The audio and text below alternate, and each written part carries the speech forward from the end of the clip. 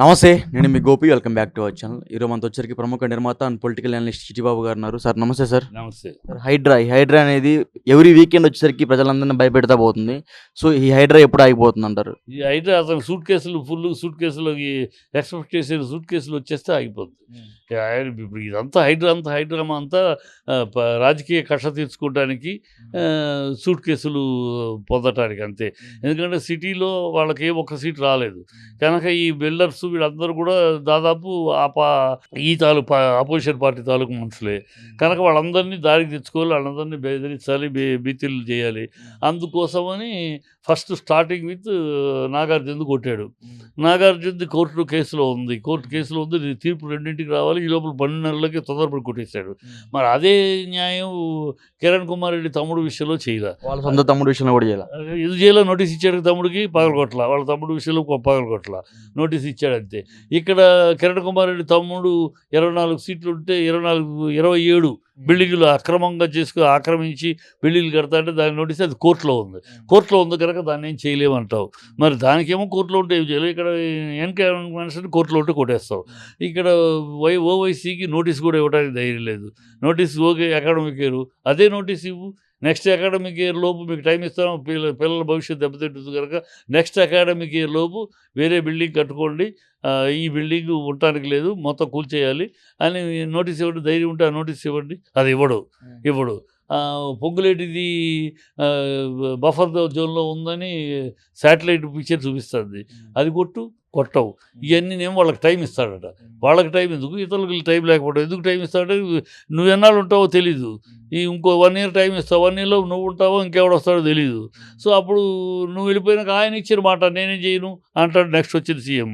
కనుక ఈ డ్రామా తప్పితే కొడుతున్నాడు లేబర్ ఎవరైనా సరే కొట్టేస్తారంటే మళ్ళీ ఓన్లీ అది అపోనెంట్ వాళ్ళ తాలూకు కాలేదు, నీ వాళ్ళ తాలూకు నీ మనుషుల తాలూకు ఉంటే దాన్ని పట్టించుకో. వాళ్ళు ఏమన్నారంటే ఇంకా పై ఎక్కడ అక్రమాలు జరగవు హైడ్రా వల్ల అని చెప్తున్నారు. మాటలు కాదు, చేతల్లో డ్యూయల్ పర్ఫార్మెన్స్. నిజంగా హైడ్రా చేస్తే మంచిదే, కానీ దాన్ని అడ్డు పెట్టుకుని నువ్వు రాజకీయ కక్ష సాధించుకుంటున్నాడు, రాజకీయ ఇది చూస్తున్నాడు, ప్లస్ తన మనుషులు కాపాడుతున్నాడు. నిజంగా సిన్సియర్ అయితే పొంగులేడిది కొట్టినా ఓవైసీది కొట్టినా నమ్ముతాం, ఎస్ నిజంగా కొడతాడు. ఇది చేయట్లా, కేవలం వీళ్ళ భ్రమలో. అకాడమిక్ ఇయర్ కదా అందుకే వెయిట్ చేస్తున్నారు. అదే నోటీస్ ఇవ్వు. ఇస్తారు ఎందుకు నెక్స్ట్ ఇయర్ ఎందుకు ఇస్తావు? ఇప్పుడు ఇవ్వు. నెక్స్ట్ ఇయర్ లోపు ఉండటానికి లేదని ఇవ్వు నోటీసు. నెక్స్ట్ ఇయర్కి ఎవరు రాదు, ఎవరు మంత్రి ఏం తెలుసు. ఇప్పుడు ఇవ్వు నోటీస్, అందరికి ఇస్తారు. ఎవడు ఇవ్వు, ఇప్పుడే దమ్ముంటే. దానికి తర్వాత ఇంకోటికి ఇప్పుడు ఎందుకు? మిగతా అందరికి కూడా అలాగే నెక్స్ట్ ఇయర్కి ఇవ్వు, వాళ్ళు ఈ లోపల సరి చేసుకుంటారు. ఇవ్వు. అది లేకుండానేమో కొట్టేస్తున్నావు, నీ అపోజిషన్ అంటే కొట్టేస్తున్నావు. హైడ్రా వల్ల పేద ప్రజలు భయాందోళనకు గురవుతున్నారు, దానికి ఏం చెప్తారు? ఇదే అతనికి శాపం అవుద్ది ఖచ్చితంగా. ఇప్పుడు వాళ్ళ పాపం కష్టపడి వాళ్ళకి తెలియదు పర్మిషన్లు ఎవరు ఇచ్చారు. మీ కాంగ్రెస్ ప్రభుత్వంలోనే, గవర్నమెంట్లోనే, గత ప్రభుత్వం మీరు 60 ఏళ్ళు పరిపాలన, మీ అన్నీ ఆక్యుపైడ్ అన్నీ మీ రాజ్యంలోనే. ఈవెన్ ఎన్కన్వెన్షన్ పర్మిషన్ ఇచ్చి కూడా మీ రాజ్యంలోనే, మీ 2010లో. సో మీ రాజ్యంలోనే అప్పుడేమో డబ్బులు తినేసి ఇచ్చేశారు మీ ఆఫీసర్లు. వాళ్ళని ఇప్పుడు పట్టుకో. వాళ్ళు చేసే తప్పుకి ఇప్పుడు మీకు ఎందుకు డ్రైనేజీ పర్మిషన్ ఇచ్చారు, ఎందుకు ఎలక్ట్రిసిటీ పర్మిషన్ ఇచ్చారు, ఎందుకు వాటర్ పర్మిషన్, ఇవన్నీ ఎలా ఇచ్చారు? ఇవన్నీ ఇచ్చిన ఆఫీసులు ఇవ్వబట్టే కదా, అవన్నీ ఉండబట్టే కదా నమ్మి కొన్నారు వీళ్ళందరూ. అవి లేకపోతే కొనరు కదా. అవి ఉన్నప్పుడు అవి ఇచ్చిన ఎదవలు ఎవరు? వాళ్ళు కదా పట్టుకోవాలి నువ్వు. లేదు వాళ్ళు ఇచ్చినా సరే, మీరు తెలియక కొన్నా సరే, దీనికి వాళ్ళకి అప్పుడున్న టీఆర్ఎస్ గవర్నమెంట్ అలా వ్యవహరించిందంట. అలా కాదు, వీళ్ళ ప్రభుత్వం ఎన్ని పర్మిషన్లు ఇచ్చేది వీళ్ళ ప్రభుత్వం. పచ్చబద్దాలు 10 ఏళ్లలో పర్మిషన్లు వచ్చినాయంట. ఓవైసీ కాలేజ్ ఎప్పుడు కట్టాడు? కాంగ్రెస్ పీరియడ్లో. ఇతర గెస్ట్ హౌస్ ఎప్పుడు కట్టాడు పొంగులేటి? మీ కాంగ్రెస్ పీరియడ్లో. ఇప్పుడు కట్టి ఏమీ లేవు. ఇప్పుడు కట్టిన ఒకటారా తప్పితే అయ్యే కూలుస్తున్నాడు. ఈ లేబర్కి, పేదలకు కట్టిన సింగిల్ బెడ్రూమ్లు ఈ కూలుస్తున్నాడు. వీళ్ళ హయాంలో కట్టిన పర్మిషన్లన్నీ అలా ఉంచేస్తున్నారు. వాటికని టైం ఇస్తాడట. టైం ఇచ్చి వాళ్ళు సరిదిద్దుకోవాలని. ఈ దౌర్భాగ్యం తప్పితే కొట్టలేదు. వాళ్ళ ప్రభుత్వం ఇచ్చింది, అప్పుడు డబ్బులు తీసుకుని ఇచ్చారు నీ ఆఫీసర్లు. ఇప్పుడు డబ్బుల కోసమని మీ ప్రభుత్వం వాళ్ళని కూలుస్తుంది. మీరే గెలుతారు, మీరే జోలపడతారు. అది జరుగుతుంది ఇక్కడ. ఇప్పుడు సంచులు వాళ్ళ భయభ్రాంతులు చేసేసి ఎవరిని బిల్డర్స్ని వాళ్ళని భయభ్రాంతులు చేసేసి వాళ్ళందరినీ రమ్మంటాం, వాళ్ళు ఇప్పుడు మూటలు తెచ్చుకొని సూట్ కేసులు ఇదిగోని బలమైన సూట్ కేసు ఇస్తే వాడు నెక్స్ట్ ముఖ్యమంత్రి.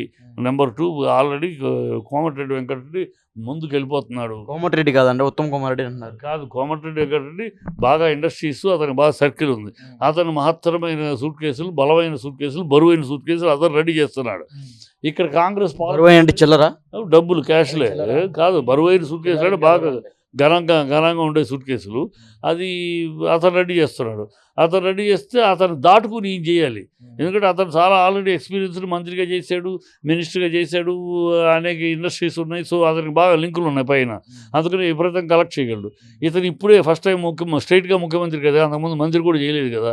ఈయనకి ఇండస్ట్రీస్ ఆ లింకులు, ఈయన ఏదో రియల్ ఎస్టేట్లో మీడియేటర్ తప్పితే ఆ సంపాదన తప్పితే, అందుకని ఆ భాష రౌడీ భాష, మీడియేటర్ రియల్ ఎస్టేట్ భాష అవుతుంది, ఆ వీధి రౌడీ భాష మాట్లాడుతూ ఉంటాడు.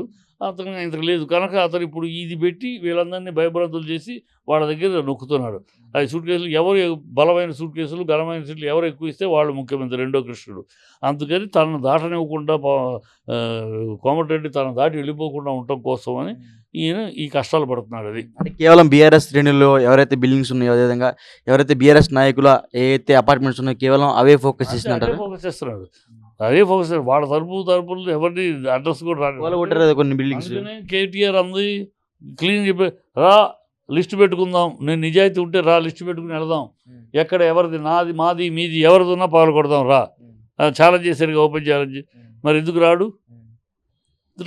ఎందుకంటే వెళ్తే లిస్ట్ ప్రకారం ఉన్నాయి, మీ అన్నీ చూపించగలం. మీ మనుషులు ఎవరు కట్టారు, మీ మనుషులు ఎక్కడెక్కడ ఉన్నాయి. ఫస్ట్ ప్రచారం పొంగులెడితే ఫస్ట్ క్లీన్గా చూపిస్తుంది. అది ఎఫ్టీఎల్లో ఉంది, బఫర్లో ఉంది, క్లీన్గా చూపిస్తుంది. ఒక్క నిమిషంలో కూల్చేయచ్చు అది, కానీ కూల్చడు. ఎందుకంటే నీ మనిషి మళ్ళీ ఇది దౌర్భాగ్యం రాజకీయాలు తప్పితే పోట్లేదు. ఓవరాల్గా ఈ హైడ్రా అనేది ఎప్పుడు ఆగిపోతుంది అంటారు? హైదరాబాద్ అతను కోరుకున్నంత సూట్ కేసు, బలమైన సూట్ కేసులు అందుకని ఆగిపోతాయి. ఇప్పుడు అప్పుడేమంటే బిల్డర్స్కి టైం ఇస్తాం, మీరు రీహాబిటేషన్ చేయండి, వాళ్ళందరూ కొనుక్కున్నారు, వాళ్ళందరినీ ఇచ్చేయటానికి కుదరదు కదా, వాళ్ళు పాప అన్యాయం అయిపోతారు కనుక వాళ్ళకి రీహాబిటేషన్ చూపించండి, మీకే కదా డబ్బులు ఇచ్చారు వాళ్ళు, సో వాళ్ళకి టైం ఇస్తాం ఏదో చెప్తాడు.